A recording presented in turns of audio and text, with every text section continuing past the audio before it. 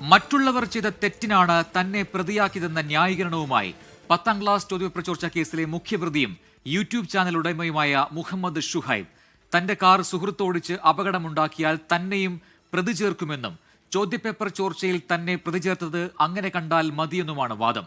യൂട്യൂബിൽ പങ്കുവച്ച വീഡിയോയിലാണ് മുഹമ്മദ് ഷുഹൈബിന്റെ ഈ ന്യായീകരണം.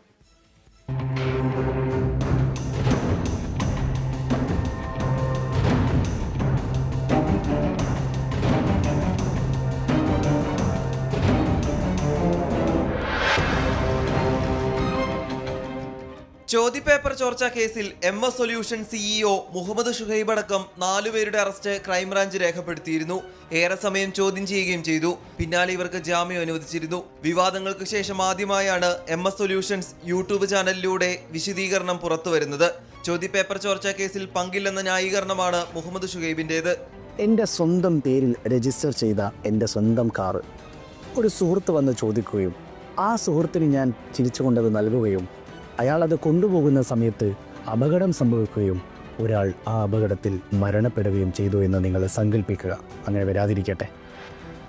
ആ കാറ് തിരിച്ചു കൊണ്ടുതൽ നൽകുകയും സുഹൃത്ത് പോവുകയും ചെയ്തു. സ്വാഭാവികമായിട്ടും ഒരു പോലീസ് കേസെടുക്കുമ്പോൾ ആ കാറിൻ്റെ ഉടമസ്ഥനാരായിരിക്കും അതിൻ്റെ ഒരു പ്രതിയായിരിക്കും.